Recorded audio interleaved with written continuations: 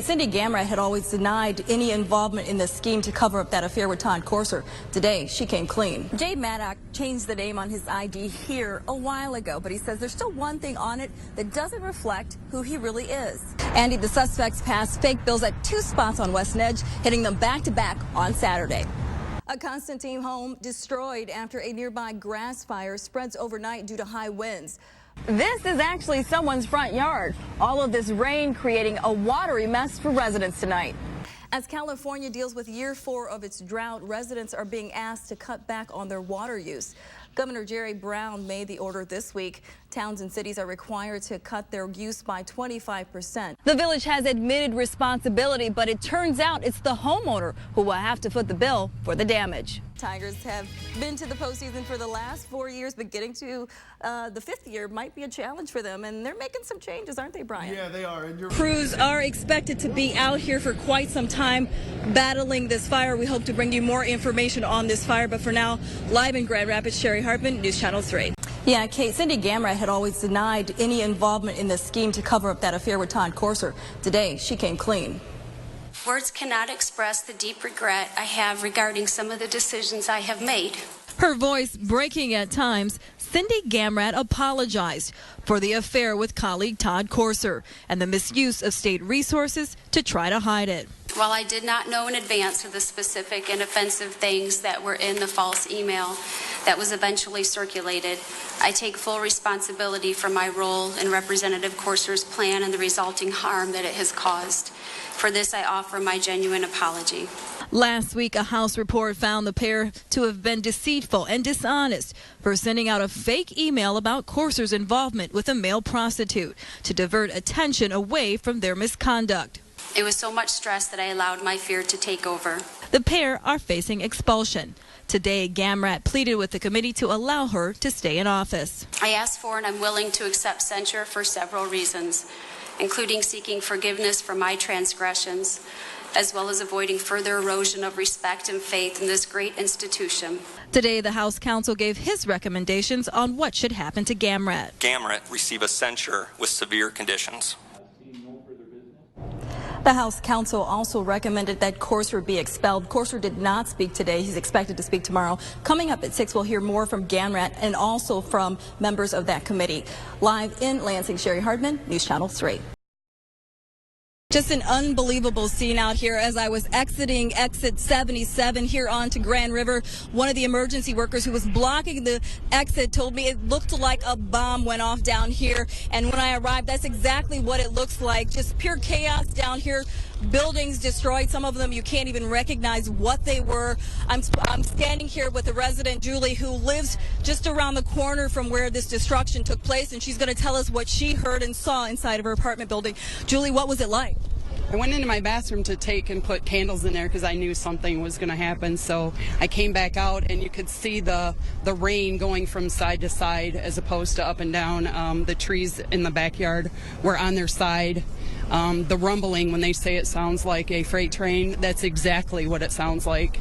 And within 3 minutes, it was over. Went outside to assess the damage, and you can see that things just are unrecognizable at this point. Did you hear sirens going off? Nothing. We heard nothing. I mean, and normally you hear them testing it. It's very loud, and I heard nothing. And you live really walking distance from all of this. What kind of damage to your apartment, if any? There's no damage over there, just a few limbs down. I had pine needles stuck in my screen doors, but other than that, nothing over there. What was going through your mind as you were listening to what was happening, and then you come over here and see this?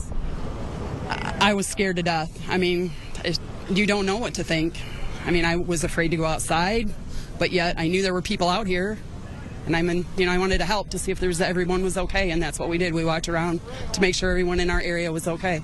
All right, thank you so much, Julie. And surprisingly, we spoke to the Portland fire chief. He tells us there have been no fatalities recorded, just some minor injuries. When you take a look at all of this damage, that is so surprising to hear that they were able to get people out of these buildings and no one was seriously hurt. They do have dogs out here searching still, but they say that's just as a precaution. But for now, it looks like people got out of this destruction here okay. For now, live in Portland, Cheri Hartman, back to you. Andy, the suspects passed fake bills at 2 spots on West Edge, hitting them back-to-back on Saturday. Had me fooled because the marker worked. Lacey Fulton is a clerk at the Wild Bill Tobacco Shop in Portage. It's one of 2 area businesses scammed out of cash by people passing counterfeit bills over the weekend. She comes in, gets 2 Newports and some Swishers, and she gives me this $100 bill. Fulton says she thought something was off with the bill. And I'm looking at it, I've never seen it before. It's, it's a little, real old looking. I thought it was just old. Which is why she says she made sure to check it, like this. So I marked the pen on it, and it worked, and then I called my manager because it just didn't seem right to me. And, he was just like, the pen worked. So she gave the woman her change, about $93, and the woman left. And then her friend comes in 10 minutes later with the same one, and we were just like, something's up, This time they refused. The woman took off, and they called police. It turns out the city of Portage wasn't the only area hit. Businesses in Battle Creek and Kalamazoo were also targeted. The Battle Creek one we feel is connected, seeing the photographs of their incidents, and also the serial numbers on the bills match the ones in Portage and the ones in Battle Creek. It's going to be 3871. Fulton, who has only been on the job for a few weeks, says next time she'll go with her gut instead of just relying on those pins. I didn't know what to do because it worked. I was so convinced that it was real. So what can you do if the money passes the pen test? Coming up at 6, we'll talk to police about how you can better spot fake money. Live in Portage, Cheri Hardman, News Channel 3. Jay Maddox changed the name on his ID here a while ago, but he says there's still one thing on it that doesn't reflect who he really is.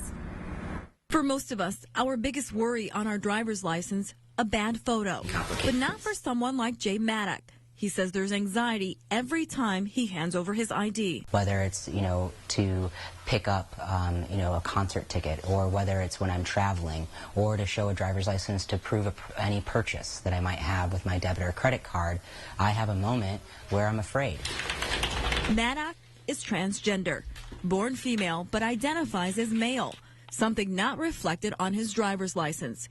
And there's nothing he can do about it. That's because the state requires that a person's information on their driver's license match their birth certificate. I'm stuck with a driver's license that doesn't match my identity. The Secretary of State's office released a statement regarding the issue. The information listed in a driver's license and ID card must match the documents that are presented. If an individual presents the department with a birth certificate that reflects a change in the person's sex, the driver and the ID file would be changed to reflect that information. But that may change.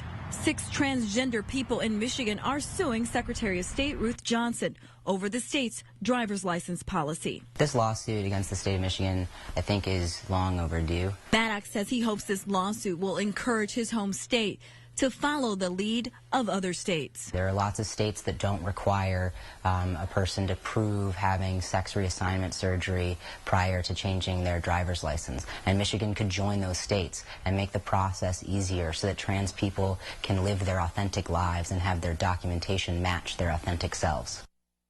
Michigan is one of 15 states that requires a birth certificate change in order to make a change to an ID. Live in Kalamazoo, Cheri Hardman, News Channel 3.